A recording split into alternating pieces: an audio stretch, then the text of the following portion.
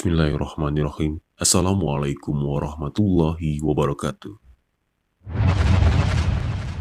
Sahabat Utsman bin Affan.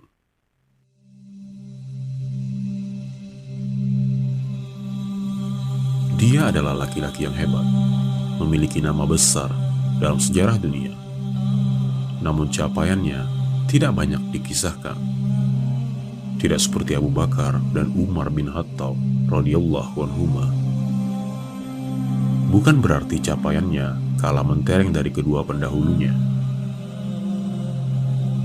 Dialah juga pahlawan dalam arti sebenarnya. Dialah Utsman bin Affan radhiyallahu anhu. Beliau adalah Utsman bin Affan bin Abi al-As bin Umayyah bin Abdul Asyam bin Abdul Manaf bin Qusay bin Kilab bin Murrah bin Ka'ab bin Luay bin Ghalib bin Fir bin Malik bin Anaddar bin Kinanah bin Khuzaimah bin Mudriqah bin Ilyas bin Mudar bin Nizar bin Ma'adu bin Adnan. Ibunya bernama Arwa binti Quraisy bin Rabi'ah bin Hubayb bin Abdusyam, dan neneknya bernama Ummu Hakim Bida binti Abdul Muthalib atau bibi Rasulullah. Dari sisi nasab, orang Quraisy satu ini memiliki kekerabatan yang sangat dekat dengan Nabi Shallallahu Alaihi Wasallam. Selain sebagai keponakan Rasulullah, Utsman juga menjadi menantu Rasulullah dengan menikahi dua orang putri beliau Shallallahu Alaihi Wasallam. Dengan keutamaan ini saja, sulit bagi seseorang untuk mencelanya, kecuali bagi mereka yang memiliki kedengkian di hatinya. Seorang tokoh di masyarakat kita saja akan mencarikan orang yang terbaik menjadi suami anaknya. Apalagi Rasulullah Shallallahu Alaihi Wasallam, tentulah beliau akan memilih orang yang terbaik untuk menjadi suami putrinya. Utsman adalah seorang yang rupawan, lembut hatinya, mempunyai jenggot yang lebat, berperawakan sedang, mempunyai tulang persendian yang besar, berbahu bidang, rambutnya lebat, dan bentuk mulutnya yang bagus. Az-Zuhri mengatakan, beliau berwajah rupawan, bentuk mulut bagus, berbahu bidang, berdahi lebar, dan mempunyai telapak kaki yang lebar. Utsman bin Affan adalah salah seorang yang paling pertama menerima Islam, beriman kepada Nabi Muhammad SAW, dan mendukung perjuangan beliau SAW. Disebutkan bahwasanya Utsman bin Affan adalah laki-laki keempat yang menerima dakwah Islam. Utsman bin Affan termasuk di antara 10 orang sahabat yang dijamin masuk surga. Utsman lahir dari klan Umayyah, kabilah kaya dan terkemuka dari suku Quraisy. Ia memiliki status sosial dan ekonomi yang tinggi. Namun ia seorang laki-laki sederhana dan rendah hati.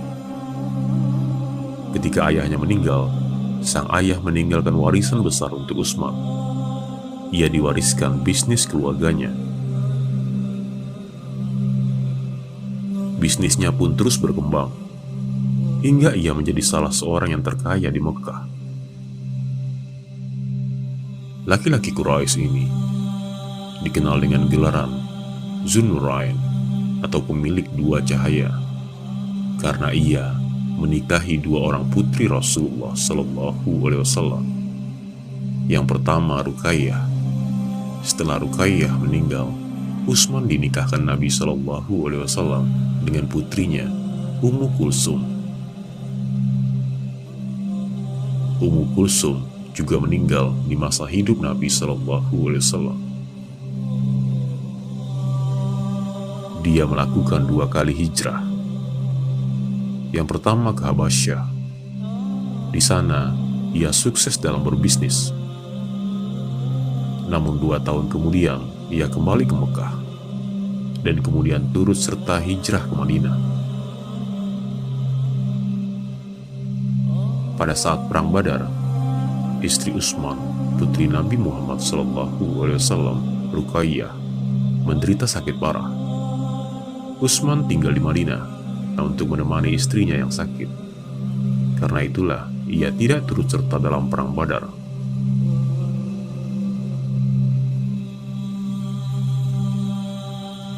Pelajaran bagi kita, seorang tokoh besar dan berpengaruh di masyarakat, Utsman bin Affan, setia menemani istrinya di hari terakhirnya. Ia adalah seorang laki-laki baik yang penuh kasih dan manusia penyayang.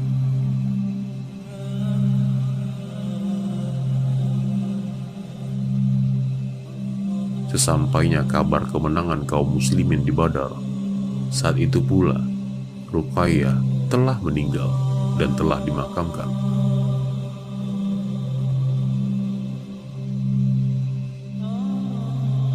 Utsman bin Affan juga terkenal dengan sifat pemalu dan kemurahan hati yang tak berujung. Diriwayatkan bahwa Nabi Muhammad SAW berbaring di rumahnya, sementara bagian kaki beliau terlihat. Abu Bakar meminta izin untuk masuk. Beliau mengizinkannya dan berbicara dengannya. Kemudian Umar bin Al-Khattab meminta izin masuk. Beliau juga mengizinkannya dan berbicara kepadanya. Lalu Utsman bin Affan meminta izin masuk. Lalu Nabi Muhammad SAW duduk dan merapikan pakaiannya. Utsman pun diizinkan masuk dan beliau berbicara kepadanya.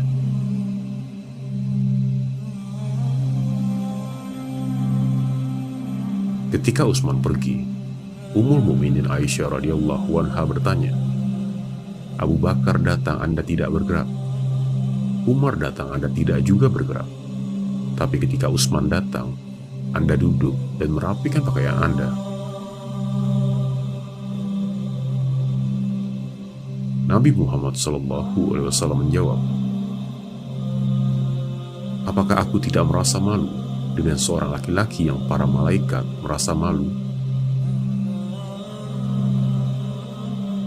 Betapa agung dan terhormat laki-laki ini.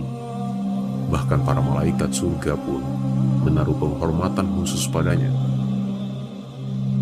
Kemurahan hati dan kedermawanannya terus tiada henti.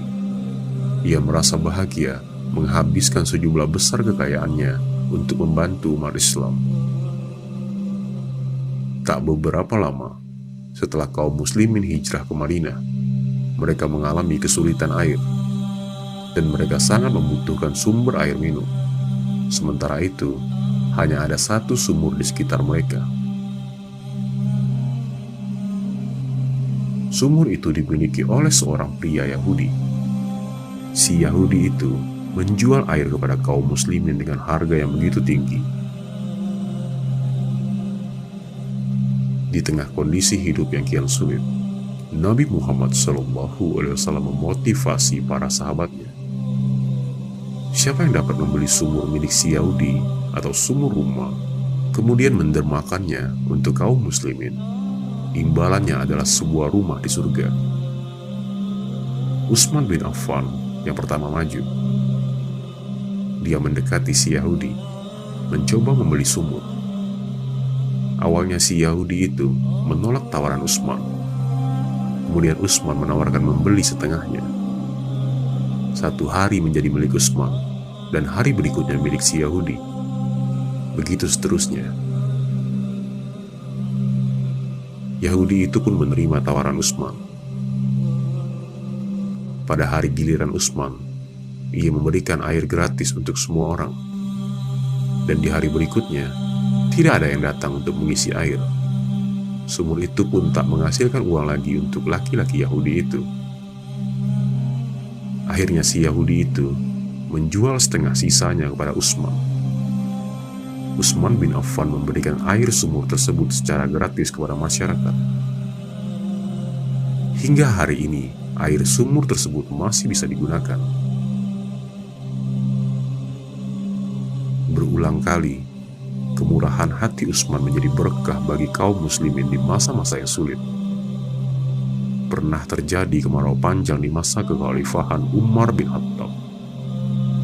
1 tahun penuh tidak juga turun hujan, tanaman layu dan mati. Masyarakat ditimpa bencana kelaparan. Lalu datang sebuah kafilah dengan 1000 unta yang syarat dengan biji-bijian dan perlengkapan. Barang-barang kebutuhan itu baru saja tiba dari Suriah. Semuanya adalah milik Utsman bin Affan. Para pedagang dan pembeli cepat-cepat bernegosiasi dengan Utsman, menawar dan membeli barang-barangnya untuk melepaskan diri dari lilitan kesulitan. Mereka menawar membeli biji-bijian dengan keuntungan 5%. Tapi tawaran mereka ditolak sang pemilik. Kata Utsman, ada tawaran yang lebih baik daripada yang mereka berikan. Barangnya sudah ditawar dengan keuntungan 10 kali laba. Para pedagang dan pembeli merasa putus asa dengan tawaran Utsman. Mereka tidak sanggup membayar lebih dari penawar yang telah Utsman sebutkan tersebut. Sejurus kemudian, Utsman bagikan gratis barang-barang dagangannya. Allah lah yang akan membalasnya 10 kali lipat, bahkan sampai 700 kali lebih. Utsman distribusikan seluruh persediaan biji-bijian tersebut kepada orang-orang miskin secara gratis. Subhanallah. Dalam hukum ekonomi, saat permintaan naik, maka harga barang pun akan naik. Namun itu tidak berlaku bagi Utsman. Saat permintaan masyarakat naik karena terdesak dan sangat butuh akan bahan pangan, saat itu pula ia turunkan harga. Ia bagikan secara cuma-cuma dan ia jadikan momen tersebut untuk berniaga dengan Allah Ta'ala. Perdagangan yang tidak akan ada ruginya. Utsman juga pernah menginfakkan harta 1000 dinar untuk membiayai pasukan di masa-masa sulit atau Jaishul Usrah. Jika 1 dinar sama dengan 2,3 juta, maka 1 kali infak tersebut Utsman mengeluarkan uang 2,3 miliar. 2,3 miliar di zaman itu berbeda nilainya dengan zaman sekarang. Di zaman itu, nilai uang jauh lebih tinggi dibandingkan sekarang. Hingga Rasulullah SAW bersabda, tidak membahayakan bagi Utsman apa yang dia kerjakan setelah hari ini. Beliau pun mengucapkan ini berulang-ulang. Hadis riwayat Ahmad. Ketika Umar bin Khattab terbunuh, dia menunjuk sebuah komite yang terdiri dari 6 orang. Komite tersebut bertugas memilih siapa di antara mereka yang menjadi khalifah setelah Umar. Komite tersebut beranggotakan Ali bin Abi Thalib, Utsman bin Affan, Abdurrahman bin Auf, Sa'ad bin Abi Waqqas, Az-Zubair bin Awam, dan Talhah bin Ubaidillah.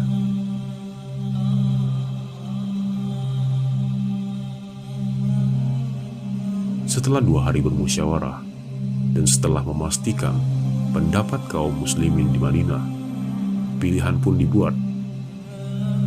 5 anggota komite dan kaum muslimin Madinah berjanji setia membaiat kepada khalifah ketiga, yakni Utsman bin Affan radhiyallahu anhu.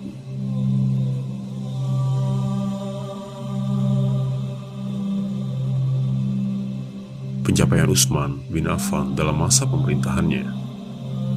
Di masanya, Islam tersebar ke barat hingga wilayah Maroko, ke timur hingga ke Afghanistan, dan ke utara hingga sampai ke Armenia dan Azerbaijan.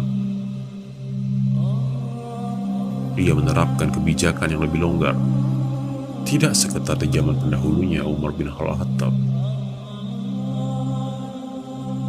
Selama paruh pertama pemerintahannya, dunia Islam menikmati perdamaian internal, ketenangan, dan kemakmuran ekonomi. Kontribusi yang paling menonjol di masa kekhalifahan Utsman adalah penyeragaman bacaan Al-Quran. Karena populasi Muslim tersebar di wilayah yang luas, banyak orang dari budaya lain di negeri nan jauh yang masuk Islam. Kebutuhan untuk menyeragamkan bacaan Al-Quran pun tak bisa ditawar. Al-Quran dibaca dengan dialek dan bahasa yang sama. Saat itu, hanya tersisa satu kopi Al-Quran yang dibukukan di masa Khalifahan Abu Bakar. Mushaf tersebut disimpan di kediaman Ummul Mukminin Hafsah radhiyallahu anha, putri Umar bin Khattab. Utsman bin Affan meminta Al-Quran tersebut kepada Hafsah untuk diduplikasi. Kemudian membentuk tim yang terdiri dari Zaid bin Sabit, Abdullah bin Az-Zubair, Sa'ad bin Al-As, dan Abdurrahman bin Al-Harith. Merekalah yang ditugaskan untuk menyalin Al-Quran. Setelah selesai, salinan asli dikembalikan ke Hafsah, sementara salinan yang baru dikirim ke berbagai negara Islam yang baru.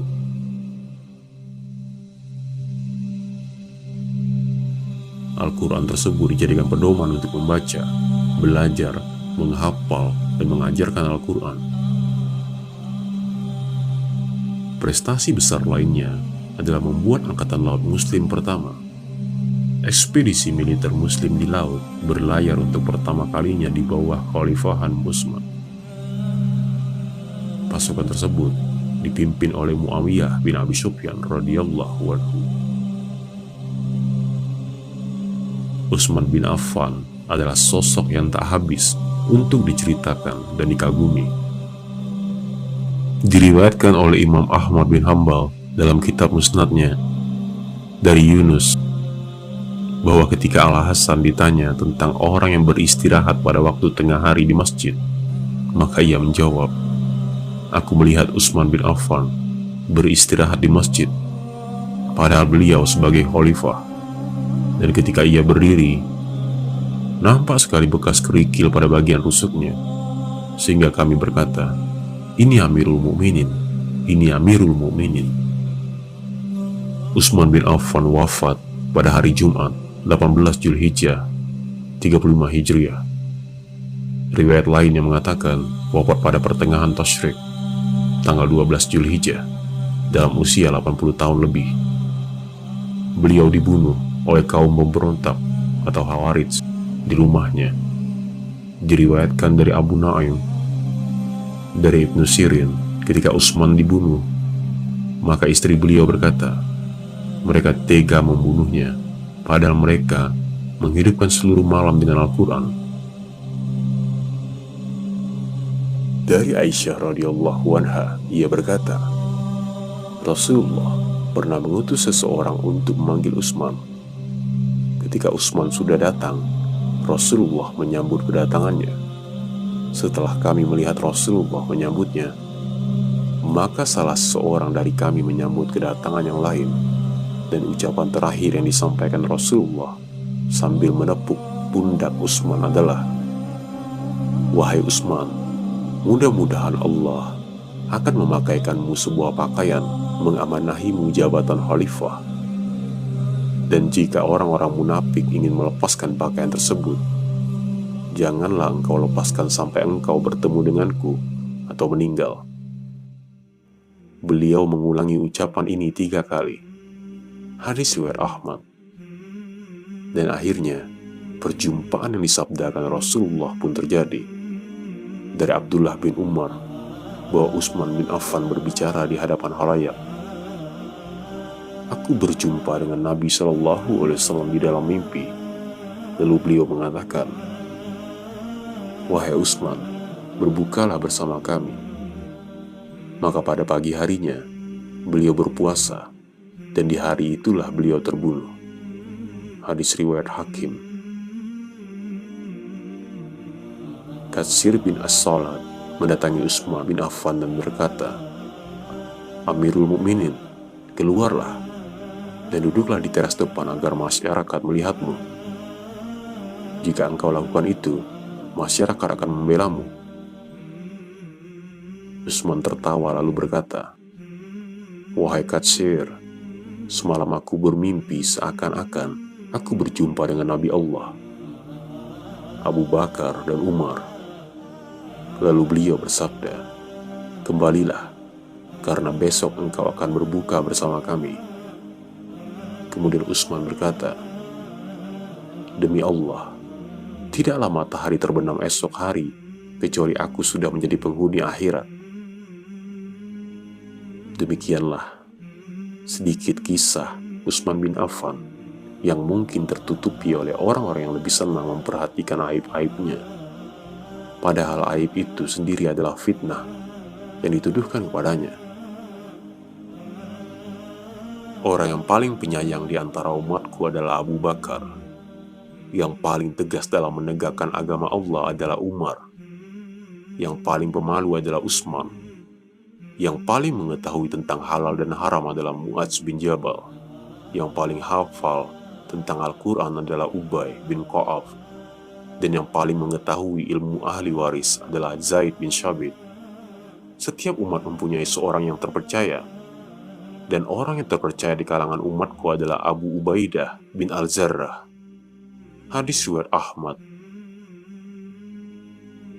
Semoga Allah meridhoi Utsman bin Affan dan memasukkannya ke dalam surga yang penuh kedamaian.